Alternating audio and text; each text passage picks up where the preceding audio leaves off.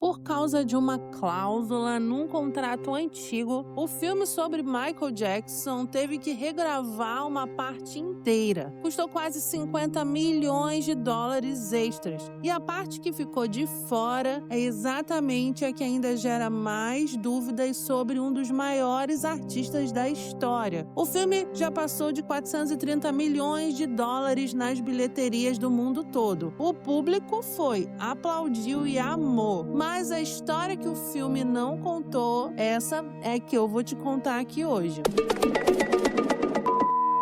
Oi, eu sou Patrícia e no dossiê Sem Fronteiras de hoje, a gente vai falar de um dos casos mais complexos e mais debatidos e mais mal compreendidos da história da música mundial. Michael Jackson, o rei do pop. Você provavelmente já tem uma opinião formada sobre ele. Culpado ou inocente, o que as investigações encontraram e o que muita gente não sabe sobre esse caso. Porque esse dossiê ele não vem para defender o Michael e nem para condenar ele. Veio para abrir o arquivo. Antes de mais nada, gente, me ajuda se inscrevendo aqui no canal, deixa o like para que outras pessoas também cheguem aqui nesse conteúdo. Então, bora pro vídeo. Deixa eu começar pelo que está acontecendo agora, porque é isso que trouxe esse assunto de volta para todo mundo. O filme Michael ele estreou em 24 de abril de 2026, com Jafar Jackson no papel. O trailer ele bateu recordes, 116 milhões de visualizações em 24 horas. Maior da história da Lionsgate e maior da história de qualquer filme musical biográfico. O filme abriu com 97 milhões de dólares no fim de semana de estreia. Maior estreia de um filme biográfico da história do cinema. Mas aí veio a crítica. O consenso dos críticos foi direto. Uma compilação de grandes sucessos que precisava das notas de rodapé para fazer sentido. E Paris Jackson, a filha do Michael, ela chamou o filme de açucarado. Mas por quê? Porque durante a produção, em janeiro de 2025, foi descoberta uma cláusula no acordo judicial antigo que impediu o filme de retratar legalmente Jordan Chandler, o jovem que acusou Michael em 1993. O terceiro ato inteiro foi reescrito. 22 dias de refilmagens, até 50 milhões de dólares extras, tudo para apagar aquele período da história. O próprio diretor, numa entrevista à imprensa, ele disse que às vezes as pessoas fazem coisas ruins por dinheiro. Uma declaração vaga, mas que levantou mais perguntas do que respostas, né? E foi exatamente aí que eu decidi abrir esse dossiê e falar sobre essa história. Antes de entrar nas denúncias, é importante você entender quem era o Michael Jackson antes do início dos anos 90. Eu sei que muita gente já conhece a história dele, mas não custa relembrar aqui, né? Ele, gente, tinha começado a carreira com 5 anos no Jackson 5, sob o comando do pai, o Joey Jackson. O homem que os filhos eles descrevem como controlador e violento. Michael virou estrela antes mesmo de entender o que era ser criança. Com Thriller, em 1982, ele se tornou o artista mais famoso do planeta. O álbum mais vendido da história, 66 milhões de cópias. Moonwalker, Grammy, capa em todas as revistas. Mas nos bastidores havia um homem que nunca tinha tido infância. Ele construiu um parque de diversões no próprio quintal, o Rancho Neverland, que é muito conhecido, né? Ele colecionava brinquedos e animais, que dizia que a infância que não teve era o que mais sentia falta. Esse contexto ele importa, porque é onde a história começa a ficar nebulosa. Em 1993, Michael era o artista mais famoso do mundo. Foi nesse ano que o nome do Jordan Chandler chegou nas manchetes. O Jordan ele tinha 13 anos. A família tinha se aproximado de Michael depois que o padrasto do menino alugou um veículo da empresa de Michael. A amizade cresceu. O Michael convidou Jordan e a família para o Rancho Neverland várias vezes. Quem foi à polícia primeiro não foi Jordan, foi o pai dele, o Evan Chandler, que é dentista e roteirista lá em Los Angeles. E aqui começa a primeira camada de complexidade desse caso. Antes de ir na polícia, o Evan Chandler, ele tentou resolver a situação com um acordo financeiro direto com o Michael. Os dois eles não chegavam a um valor. E foi depois desse impasse que o Evan levou Jordan a um psicólogo e foi nessa consulta que o Jordan fez a denúncia formal. O advogado de Michael apresentou uma gravação telefônica de Evan Chandler dizendo que ia humilhar Michael e ganhar muito mais com isso. Dois lados completamente opostos desde o início. A investigação criminal foi aberta. Michael negou tudo publicamente, deu uma entrevista ao programa 60 Minutos, mostrou o ombro machucado e disse que a polícia havia o maltratado durante os exames. Em 25 de janeiro de 94, foi assinado um acordo civil. E aí que vem um detalhe que eu precisava que você soubesse. O valor total foi de aproximadamente 23 milhões de dólares. Mas como esse dinheiro foi dividido nesse acordo? 15,3 milhões de dólares foram para o fundo fiduciário em nome do Jordan. 1,5 milhões foi para a mãe do Jordan. 1,5 milhões foi para o pai, o Evan Chandler, o mesmo que tinha tentado negociar diretamente com Michael antes de ir à polícia. E 5 milhões foram para o advogado da família. O próprio advogado do Chandler confirmou depois que desde o início o objetivo da família era garantir um pagamento financeiro. Menos de um mês depois do início da investigação criminal, ele já tinha entrado com uma ação civil pedindo 30 milhões de dólares. Mas tem um detalhe que quase ninguém menciona quando fala desse acordo.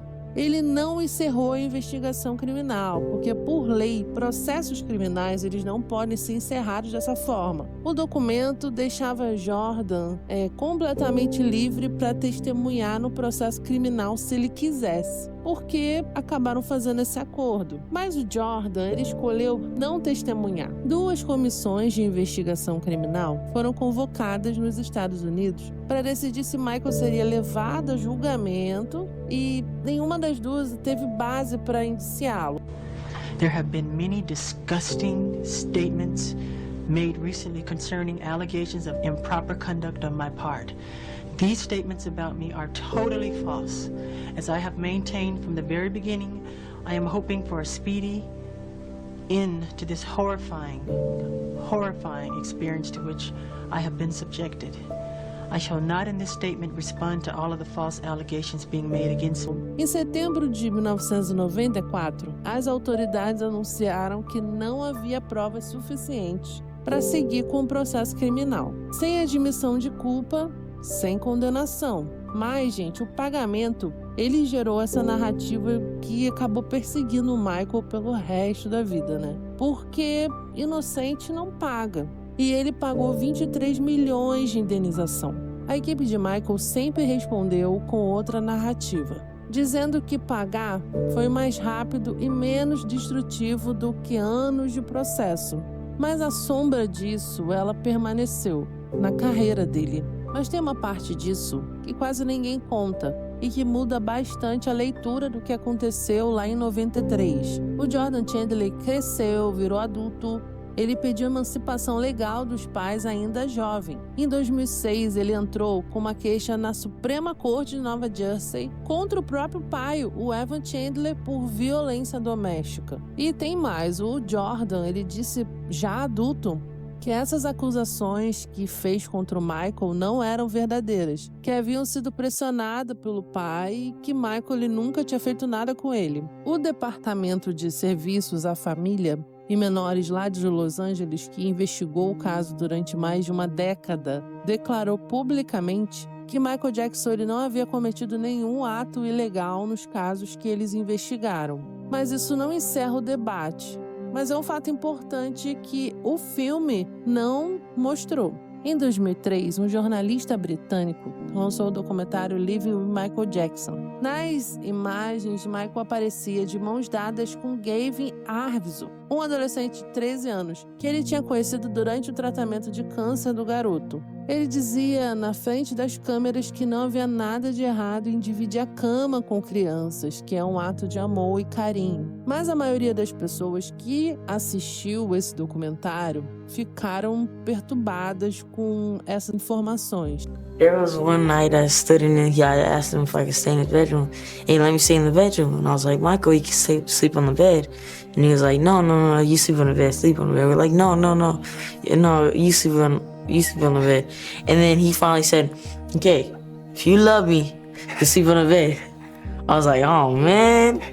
A polícia então abriu uma nova investigação. Em dezembro de 2003, o Michael foi indiciado por 7 acusações de conduta imprópria com o menor, mais acusações de administrar bebida alcoólica a menores e uma acusação de conspiração envolvendo o cárcere privado e extorsão da família Arvizo. O julgamento começou em janeiro de 2005 e durou 4 meses. Gavin Arvizo e o irmão testemunharam contra Michael, descreveram situações que ocorreram no rancho Neverland.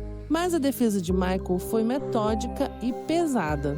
Mostraram que a mãe do Gavin tinha um histórico de processos contra celebridades, que havia dado declarações contraditórias, que um relatório confidencial do Departamento de Serviços Infantis, feito antes do indiciamento, concluía que as acusações eram infundadas. Mostrou também que várias testemunhas de acusação tinham vendido histórias para tabloides ou tinham processos trabalhistas pendentes contra o Michael por demissão. Ou seja, isso poderia ser algum tipo de vingança contra ele. Em 13 de junho de 2005, o júri absolveu o Michael de todas as acusações. Todos os 14 pontos de acusação, absolvição total dele.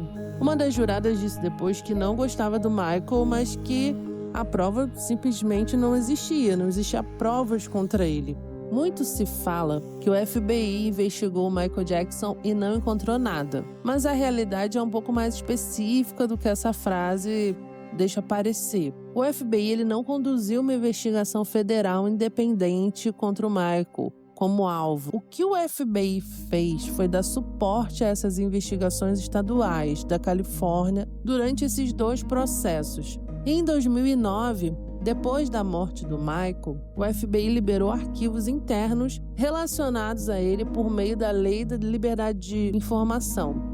E são centenas de páginas. O que esses arquivos mostram? Que o FBI monitorou o Michael, que analisou as acusações com atenção, que investigou possíveis redes de distribuição de material impróprio e não encontrou, nenhuma conexão com Michael Jackson. Os arquivos mostram também que o FBI concluiu não ter encontrado provas suficientes para uma acusação federal.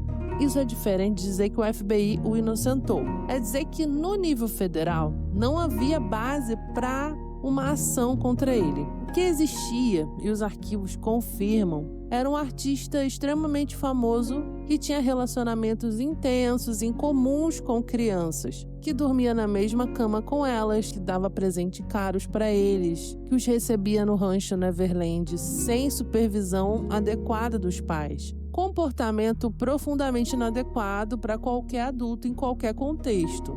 Mas comportamento inadequado não é por si só prova de crime. Em 2019, 10 anos depois da morte do Michael, o documentário Living Neverland trouxe uma reviravolta que dividiu o mundo em 2.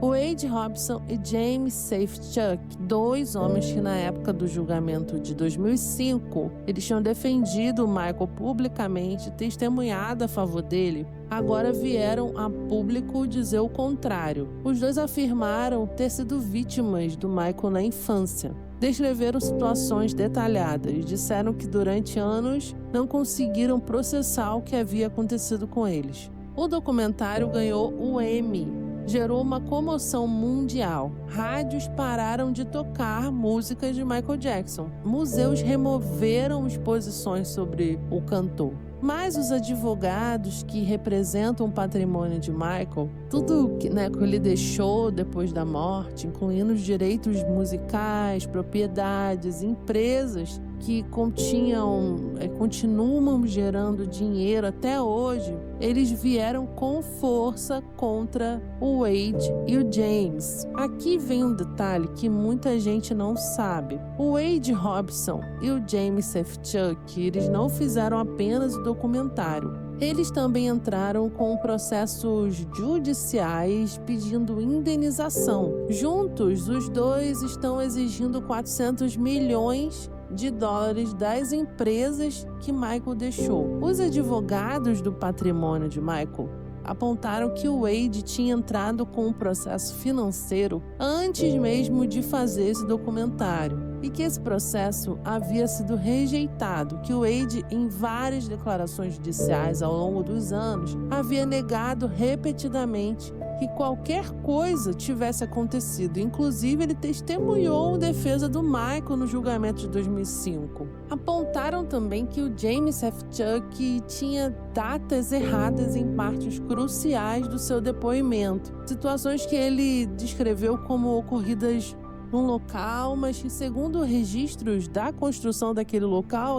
aquele lugar ainda nem existia na época que ele citou. Então, esse debate continua até hoje sem uma resolução judicial. Então, o que a gente tem no final das contas? Um homem que foi investigado 2 vezes pela polícia, foi a julgamento criminal, foi absolvido pelo júri, que o FBI monitorou, mas não encontrou base para a acusação federal, cujo principal acusador de 93, que agora já adulto, disse que mentiu pressionado pelo pai. Ao mesmo tempo, um homem que claramente tinha comportamentos com crianças que eram inadequados, incomuns e que colocava menores em situação de vulnerabilidade, cujas justificativas para esses comportamentos nunca convenceram completamente as pessoas. E os acusadores mais recentes apresentam relatos detalhados e emocionalmente coerentes. Essa é a verdade que incomoda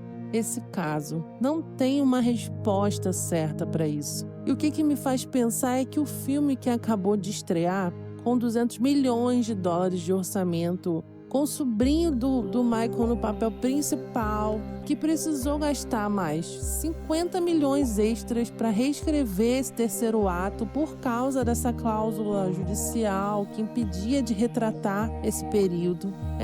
Pode ser que seja, gente, uma questão legal, não uma escolha criativa. Pode ser que esse período apareça numa continuação, também do filme, não tem como a gente saber. O que eu sei é que a história de Michael Jackson é uma das mais complexas da música mundial e que esse dossiê que ele não veio para defender nem para condenar o Michael, veio para colocar as peças na mesa. Me conta aqui nos comentários o que vocês acham desse caso. Vocês já conheciam essa história? Esse é um dos casos que mais divide opiniões no mundo inteiro, Eu sou Patrícia. O próximo arquivo, gente, já tá sendo aberto. Então, ativa o sininho para não perder. E se esse vídeo te fez pensar, compartilha com alguém que precisa saber dessa história. Então, até o próximo vídeo. Tchau!